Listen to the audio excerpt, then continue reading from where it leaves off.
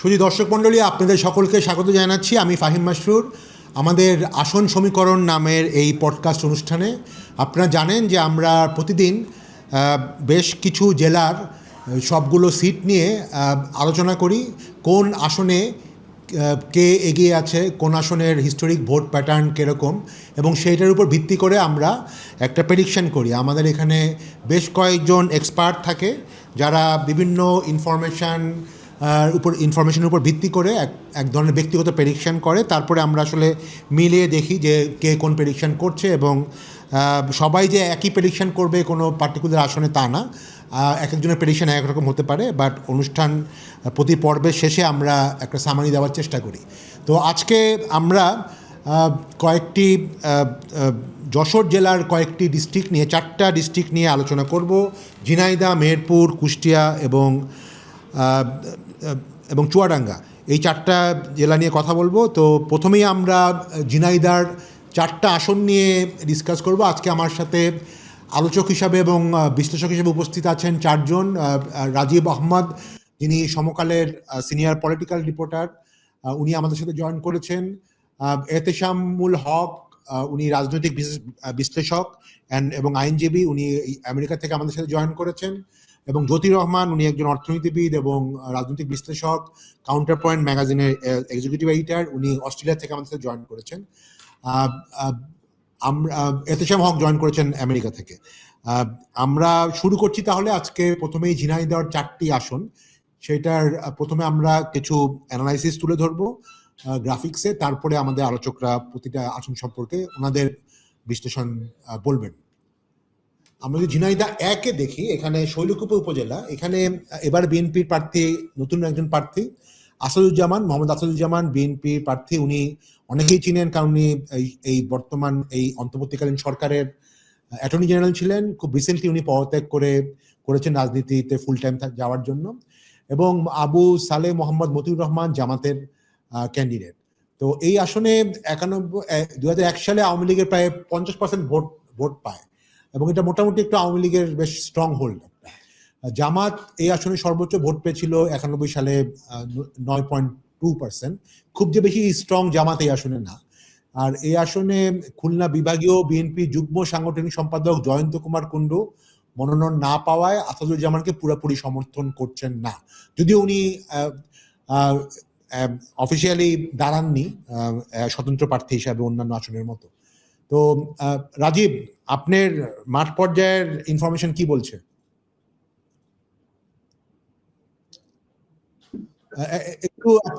জি হ্যাঁ, ধন্যবাদ। আমার এই আসনের ক্ষেত্রে প্রেডিকশন হচ্ছে শৈলকুপায় এবার জামায়াত ভালো ভোট পাবে, কিন্তু নির্বাচনে জয়ী হবে বিএনপি। এর অনেকগুলা কারণের মধ্যে অন্যতম একটা কারণ হচ্ছে যে এলাকায় সবাই জানে যে আসাদুজ্জামান সাহেব এমপি হলে মন্ত্রী হবেন, এরকম একটা প্রচার এলাকায় আছে। তো ওনার এবং উনি অ্যাটর্নি জেনারেল থাকা অবস্থায় এই এলাকার লোকদের যেসব নানান রকম আইনি জটিলতা ছিল, সমস্যা ছিল, সেগুলি সমাধানে উনি বেশ কাজকর্ম করেছেন, মানুষ তার সহায়তা পেয়েছে। তো এই নির্বাচনটা বিএনপি ইজিলি জিতবে এই আশা করি, তবে জামাত ভালো ভোট পাবে। এখানে বিএনপি জিতবে, কিন্তু আমি নোট করতে চাই যে আমাদের এত সমস্যা লাস্ট 15 বছরে, এত পলিটিসাইজেশনের পরেও বাংলাদেশ ইতিহাসে কখনো কোনো অ্যাটর্নি জেনারেল ভোটে দাঁড়াননি বা এমপি হয়েও অ্যাটর্নি জেনারেল হননি। তো এবার প্রথম মনে হয় এই প্রথাটা ভেঙে গেল যে একজন সার্ভিং অ্যাটর্নি জেনারেল রিজাইন করে ইলেকশনে দাঁড়ালেন, কিন্তু হ্যাঁ, উনি জিতবেন। ওকে, জ্যোতি। জি, আমার কথা কি এখন পরিষ্কার শোনা যাচ্ছে? প্রথম কথা হচ্ছে এটা শোনা যাচ্ছে, আপনি বলেন। আচ্ছা, না, এটাতে বিএনপির জেতা উচিত। বিএনপি না জেতার আমি কোনো কারণ দেখি না। এহতেশাম যেটা বললো সেটাও খুবই ইম্পর্টেন্ট জিনিস। আমরা তো সংস্কার নিয়ে, আপনি জানেন যে আমরা গত 1 বছর ধরে অনেক হইচই কথাবার্তা বলে আসছি। সো সেই জিনিসটার থেকে আসলে এটা একটা ব্ল্যাক মার্ক হয়ে থাকলো বোধহয়, কিন্তু উনি জিতবে। বিএনপি ভালোভাবেই জেতা উচিত আসলে। জি জি, ওকে। আপনি যেটা বললেন এহতেশাম বা আপনি, মানে অফকোর্স এটা একটা ব্ল্যাক মার্ক। আসলে আসাদুজ্জামান সাহেব যে নমিনেশন নিবে এটা তো অনেক আগে থেকেই সবাই জানে। তো উনি হয়তো আরো যদি 5-6 মাস আগেই মানে পদত্যাগ করে মানে ফিল্ডে যেতেন হয়তো এটা আর একটু ভালো দেখাতো। তো আমার কাছে মনে হয় যে আমিও আপনার সাথে একমত যে এই আসনে বিএনপি যেহেতু মানে হিস্টোরিক্যালি ভালো করে এবং এক্ষেত্রে আওয়ামী লীগের এই আসনে আওয়ামী লীগের প্রচুর ভোট আছে, তো সেগুলো বিভিন্ন সার্ভে বলছে যে আওয়ামী লীগের ভোট পুরোপুরি যদিও বিএনপির দিকে না গেলেও অ্যাটলিস্ট হয়তো 60 বা 70% ভোট বিএনপির দিকে যাওয়ার সম্ভাবনা দেখা যাচ্ছে। তো সেই পার্সপেক্টিভে এই আসনে আমিও বিএনপিকে এগিয়ে রাখছি। শৈলকুপা উপজেলা ঝিনাইদহ 1। এরপরে যদি আমরা যাই ঝিনাইদহ 2 মানে ঝিনাইদহ সদর উপজেলা নিয়ে, এই আসনে জামাত যথেষ্ট শক্তিশালী। 91 সালে 21% ভোট পেয়েছিল, 96 সালে 20%। এই আসনে 2001 সালে বিএনপির মশিউর রহমান জয়লাভ করে এবং ওনার ছেলে ড্যাব নেতা মোহাম্মদ ডক্টর ইব্রাহিম রহমান এবার পদপ্রার্থী ছিলেন, কিন্তু ওনাকে আলটিমেটলি দেওয়া হয়নি। আব্দুল মজিদ জেলা বিএনপি সভাপতি, ওনাকে এই আসনে দেওয়া হয়েছে। এবং আলী আজম মোহাম্মদ আবু বকর জামাতের জেলা আমির ও কেন্দ্রীয় মজলিসের সুদা সদস্য, সেন্ট্রাল লিডার একজন। ডক্টর ইব্রাহিম রহমান মনোনয়ন না নিলেও বিএনপি প্রার্থী আব্দুল মজিবের সাথে যথেষ্ট বিরোধী লিপ্ত আছেন, পত্রপত্রিকায় বেশ কিছু খবরও বের হয়েছে। রাজীব, আপনার কাছে কি মনে হয় যে এখানে কি পদবঞ্চিত প্রার্থীদের কোনো অসহযোগিতার জন্য সমস্যায় পড়তে পারে বিএনপির ক্যান্ডিডেট? ধন্যবাদ। এই আসলে শুধু পদ বঞ্চিতদের বিষয় না, আর এখানে যিনি আগে এমপি ছিলেন আওয়ামী লীগের জাহিদি সাহেব এবং ওনার ভাই মেয়র ছিলেন আওয়ামী লীগের, আমি যতদূর খবর পাচ্ছি যে ওনারা যেহেতু ওনারা বড় শিল্পপতি, ওনারা একটু জামায়াতকে ফেভার করছেন। তো জামায়াত গত 1.5 বছরের শুধু না, আওয়ামী লীগের সময়ে ওরা আওয়ামী লীগের ছিল স্বতন্ত্র, দুজনই বিদ্রোহী ছিলেন, আওয়ামী লীগের বিদ্রোহী। আচ্ছা, আওয়ামী লীগের বিদ্রোহী। দুজনই, কেউই নৌকা পান নাই, নৌকা না পাই এই 2 ভাই স্বতন্ত্র ইলেকশন করতে, 2 ভাই দিচ্ছে। ওনারা শক্তিশালী, রেডি একটা শক্তিশালী শিল্প গোষ্ঠীরও মালিক। আর গত 18 মাসে বিএনপিতে ওই জায়গায় একাধিক গ্রুপ থাকার কারণে বহু রকম সমস্যা হয়েছে এবং কিছু নেগেটিভ ঘটনা আছে যেগুলো ঘটেছে, বাস্তব সত্য কথা।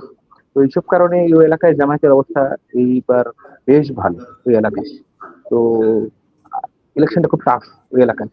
তো আপনি যদি আমাকে মন্তব্য করতে বলেন, একটা প্রেডিক্ট করতে বলেন, তাহলে আমি ফাইনালি প্রেডিক্ট করবো জামাতকে।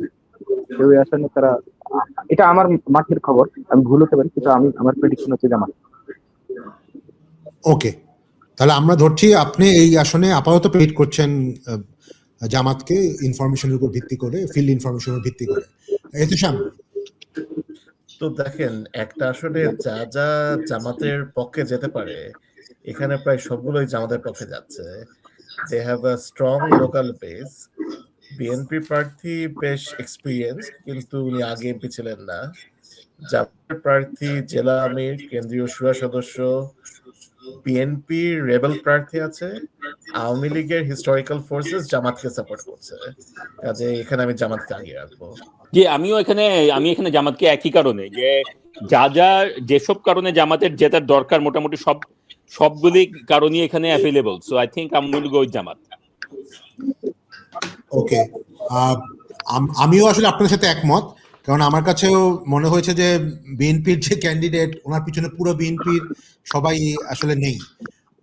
তো সেই জায়গাটাতে লোকাল ফ্যাক্টরের জন্যই হয়তো মাঝমোর এখানে আমিও জামাতকে এগিয়ে রাখবো। এবং এখানে আরো মনে রাখতে হবে যে এখানে জামাতে একটা হিস্টোরিক একটা বেস কিন্তু আগে থেকেই ছিল, এবং সেটা যদি কান্ট্রি ওয়াইড যে জামাতের সার্চ আছে সেটা যদি সেটা অ্যাড হয়, জামাত হয়তো কমফোর্টেবল জায়গায় থাকার কথা। আমিও এই জায়গাটাতেই ঝিনাইদাতে আমি আপনাদের সবার সাথে আমিও জামাতকে এগিয়ে রাখছি। আমি যদি একটু ঝিনাইদহ 3-তে যাই, কোটচাঁদপুর উপজেলা ও মহেশপুর উপজেলা, এখানে জামাতের সবচেয়ে শক্তিশালী, ঝিনাইদহের মধ্যে মোস্ট প্রবাবলি সবচেয়ে শক্তিশালী জায়গা এটা। এই আসনে যথেষ্ট শক্তিশালী জামাত 91-এ 32% ভোট পেয়েছিল, 96-এও 32% ভোট পায়, যেখানে বিএনপি কিন্তু খুব বেশি ভোট তখন পায়নি জামাতের তুলনায়, 37% ভোট পেয়েছিল। 2008 সালে জামাতের প্রার্থী মতিউর রহমান 31% ভোট পেয়ে বিএনপিকে পিছনে ফেলে দ্বিতীয় হয়। মতিউর রহমান এবারও জামাতের প্রার্থী, কারণ অলরেডি তাহলে দেখা যাচ্ছে ওনার একটা এক্সপিরিয়েন্স আছে, তিনি উপজেলা চেয়ারম্যানও ছিলেন। এবং বিএনপি প্রার্থী মেহেদী হাসান তার পিতা সাবেক সংসদ সদস্য মাস্টার শহীদুল ইসলামের জনপ্রিয়তাকে কাজে লাগাতে চাচ্ছেন এবার। মেহেদী হাসান নিজে প্রার্থী ছিলেন না, তার বাবা সংসদ সদস্য ছিলেন। রাজীব, আপনার কমেন্ট। ধন্যবাদ। এই আসনে জামাতের যিনি প্রার্থী মতি আর রহমান, সে খুবই শক্তিশালী। এবং আরেকটা বিষয় হচ্ছে মহেশপুর এবং কোটচাঁদপুর, আমি একটা রিপোর্ট করেছিলাম 2016 সালে, সেটি হচ্ছে যে ঝিনাইদহের ঝিনের আছে ওই টাইমে, ওই সার্টেন পিরিয়ডে 2013 সালের আগ থেকে 16 সাল পর্যন্ত 32 জন মানুষকে তুলে নিয়ে খুন করা হয়েছিল। মানে এগুলো কোনো মানে ঘোষিত ক্রস ফায়ার ছিল না, লোকজন নিখোঁজ হয়ে যেত, নিখোঁজ হয়ে যাওয়ার পর লাশ পাওয়া যেত। তো এর মধ্যে 23 জন বা 24 জন জামায়াতের এবং শিবিরের ছিল। তো ওই এলাকা থেকে আওয়ামী লীগ জামাতকে এলিমিনেট করার জন্য এই প্রসেস নিয়েছিল, কিন্তু এটা জামাতের জন্য আরো মানে শক্তির কারণ হয়েছে, কারণ ওইখানে জামাতের লোকজন যারা আছে তারা ঘরে ঘরে নির্যাতিত এবং সবাই মানে ভোটার একটা সিম্পেথি আছে। তারপরে মতিয়ার 2008 সালে নির্বাচনে বিএনপি কে পিছনে ফেলেছে, সেকেন্ড পজিশনে ছিল। তো এরপর উপজেলা চেয়ারম্যান হয়েছে। সব মিলে এই আসন জামাতের যে কটা নিশ্চিত আসন আছে তার মধ্যে একটা। ওকে, এতেশাম। রাজীব ভাইয়ের সাথে কমপ্লিটলি একমত। অধ্যক্ষ মতিয়ার রহমানের বেশ ভালো একটা ন্যাশনাল প্রোফাইল আছে। জামাতের যে কয়েকজন পলিটিশিয়ানকে মানুষজন, মোটামুটি সারা দেশের মানুষজন চিনে, উনি একজন তাদের মধ্যে। এখানে জামাতের জেতার কথা। ওকে, জ্যোতি, আপনি কি একমত? একমত। ওকে, তাহলে আপনারা তিনজন যেহেতু একমত, আমিও আসলে একমতই না হয়ে উপায় নাই, কারণ জামাত আসলে এখানে বেশ স্ট্রং একটা অর্গানাইজেশন দিয়ে যাচ্ছে। এবং হিস্টোরিক কনটেক্সট যদি বলি, গত 15 বছরের ঘটনা জামাতকে আসলে হেল্প করবে। আমিও আসলে আপনার সাথে একমত হয়ে এই আসনে আমরা চারজনই তাহলে মানে জামাতকে ক্রেডিট করছি, এগিয়ে রাখছি। এরপরে যদি আমরা যাই ঝিনাইদহ 4, ঝিনাইদহ 4-এ হচ্ছে কালীগঞ্জ উপজেলা এবং সদর উপজেলার একাংশ। এখানে একটু ইন্টারেস্টিং ঘটনা ঘটছে, কেননা আপনারা জানেন যে গণ অধিকার পরিষদের রাশেদ খান, উনি সেক্রেটারি জেনারেল ছিলেন। রাশেদ খান গণ অধিকার পরিষদ, নূরের দল। ইলেকশনের কিছুদিন আগে উনি ধানের শীষের জন্য বিএনপিতে জয়েন করেছেন। আমি শিওর না যে উনি এখন আসলে আবার ব্যাক করবেন কিনা গণ অধিকারে, বাট উনি এখানে পার্টিসিপেট করছেন। এবং আমরা যদি দেখি যে এখানে বিএনপির ক্যান্ডিডেট হিসেবে পার্টিসিপেট করছেন, জামাত প্রার্থী আছে এখানে আবু তালিব, এবং এখানে বিএনপিরও একজন আসলে রেবেল ক্যান্ডিডেট আছেন, সাইফুল ইসলাম, স্বেচ্ছাসেবক দলের কেন্দ্রীয় যুব সম্পাদক। এবং এটা আমরা পত্রপত্রিকাও দেখেছি যে রাশেদ খানকে অনেক বিএনপির লোকজনই আসলে মেনে নেয়নি, কারণ ওনাকে তারা বহিরাগত হিসেবে মনে করছেন। তো এখানে রাজীব, আপনার কি মনে হচ্ছে যে এখানে কি ত্রিমুখী ফাইট হবে, এবং সেটা কি রাশেদ কি আসলে কটটুক এগিয়ে থাকবে? রাশেদ ভাই, রাশেদ আমাদের খুব কাছের ছোট ভাই, কিন্তু রাশেদের এই আসন থেকে বেরোনোর সম্ভাবনা খুব ক্ষীণ দেখতে পাচ্ছি। 1 নম্বর, রাশেদ ওই এলাকার না, তো আউটসাইডার। 2 নম্বর বিষয় হচ্ছে যে ফিরোজ ভাই যিনি দাঁড়িয়েছেন, এলাকায় নির্বাচন করতে চেয়েছিল, বাট তাকে আলটিমেটলি এখানে দেওয়া হয়েছে। আর যে ফিরোজ ভাই যিনি আছেন স্বেচ্ছাসেবক দলের সিনিয়র জয়েন্ট সেক্রেটারি, উনি আবার হাসান মাহমুদ ভাই ঢাকা বিশ্ববিদ্যালয়ের যে কমিটির সভাপতি ছিলেন, উনি সেক্রেটারি ছিলেন। তো ওনারা দুই প্রেসিডেন্ট সেক্রেটারি এবার বিদ্রোহী ক্যান্ডিডেট, একজন নূরের বিরুদ্ধে গণ অধিকারের, আরেকজন রাশেদের বিরুদ্ধে গণ অধিকারের। তো প্রেসিডেন্ট সেক্রেটারি দুইজনই বিদ্রোহী হয়েছে। তো পরিস্থিতি যেদিকে যাচ্ছে, বিএনপির ভোট স্প্লিট হওয়ার কারণে আমি দেখতে পাচ্ছি যে এই আসনটা জামাতকে গিফট করা হচ্ছে বিএনপির তরফ থেকে। আচ্ছা, বাট আপনি যদি মনে করেন যে কথার কথা, যদি জামাত জিতেও সেকেন্ড কি বিদ্রোহী ক্যান্ডিডেট হবে না রাশেদ হতে পারে? মনে হচ্ছে বিদ্রোহী ক্যান্ডিডেট। তাহলে রাশেদের খুব চান্স হয়তো নাই এখানে, আপনার কথা মতো আপনি যেটা বললেন। আমি দেখতেছিলাম। আচ্ছা আচ্ছা, এতেশাম। তো এই আসনে 1991 থেকে 2006 পর্যন্ত এখানে এমপি ছিলেন শহীদুজ্জামান বেল্টু, যিনি খুব ভালো মতো জিতে আসতেন। ওনাকে 111-এর পর রিফর্মিস্ট হিসাবে এক্সপেল করা হয়। তো সেই জন্য উনি যদি এখানে দাঁড়াতেন, বিএনপি সহজেই জিতে যেত। রাশেদ খান উনি কি আর বিএনপিতে ব্যাক করেননি? ওকে। রাশেদ খান বিএনপির জন্য স্ট্রং ভয়েস ছিলেন আন্দোলনের সময়। তো বিএনপির আসলে উচিত ছিল এখানে মানে মাঠটা ক্লিয়ার করা। যেহেতু পারেনি, আমি বিএনপির রেবেল ক্যান্ডিডেটকে এগিয়ে রাখবো। আচ্ছা, জ্যোতি, আমার কথা শুনতে পাচ্ছেন? আচ্ছা, জ্যোতি বলে শুনতে পাচ্ছেন না। আমি ব্যক্তিগতভাবে আমার প্রেডিকশন দেই। সরি, শুনতে পাচ্ছি, মিউটে ছিলাম। আচ্ছা, আমি তাহলে আমি বলেন আপনার position। জি, আমি রাজীবের সাথে এবং এহতেশামের সাথে একমত যে এখানে রাশেদ খানের পাওয়ার চান্স খুবই ক্ষীণ। এটা জামাতি পেয়ে যাবে। যেটা দেখার হবে সেটা হচ্ছে যে আপনার ভোটের পার্সেন্টেজ কি হয়। তার কারণ হচ্ছে আপনার আমরা যদি মানে আপনার সংসদের উচ্চ কক্ষে গণভোটের রায় অনুযায়ী আপনার আপার হাউস হয়, যে মানে আপনার প্রপোর্শনাল রিপ্রেজেন্টেশনের আপার হাউস হয়, সেটা যদি হয় তখন কিন্তু আপনার এই ধরনের এই যে আপনার মানে বিদ্রোহী প্রার্থীদের জন্য ভোট কাটা হচ্ছে বা আপনার একটা সিট এদিক ওদিক হয়ে যাচ্ছে, একটা সিট হয়তো আপনার লোয়ার হাউসে খুব একটা ম্যাটার করবে না, কিন্তু এরকম যখন আপনার ভোটের পার্সেন্টেজ এদিক ওদিক হয়ে যাবে সেইটা কিন্তু আপার হাউসে গিয়ে ইভেন্টুয়ালি ইম্প্যাক্ট করবে। তো এইটা দেখার বিষয় হবে যে আসলে যে রাশেদ তো জেতার চান্স বলছেন ক্ষীণ, আমি চিন্তা করছি যে আসলে কত ভোট বিএনপিটাতে হারাচ্ছে সেটা, বাট জামাত জিতবে। ওকে জি, আচ্ছা, জাস্ট টু বি আপনিও ক্লিয়ার, জামাত, আমি বলছি যে বিএনপি রেবেল ক্যান্ডিডেট জিতবে। আচ্ছা হ্যাঁ সেটা বুঝছি, ওকে। হ্যাঁ না আমি সেটা বলছি যে বুঝছি। জামাত জিতবে, মানে বিএনপির ভোট ভাগ হয়ে এটা জামাতে আচ্ছা যাবে। ওকে, তাহলে আমিও এখানে মনে করছি যে আসলে এই দুইজন থাকার জন্য আলটিমেটলি জামাত হয়তো 35% বা 40% ভোট পেয়েও যেতে পারে, এবং আমি আপাতত মনে করতেছি যে জামাতকেই প্রেরিত করছি। তো তাহলে আমি জ্যোতি এবং রাজীব তিনজন জামাতকে প্রেরিত করছে এই আসনে, এতেশাম প্রেরিত করছে বিএনপিকে। তাহলে ঝিনাইদহ 4টা আসনে। আমরা যদি একটু ঝিনাইদহ একটু সামারি করি,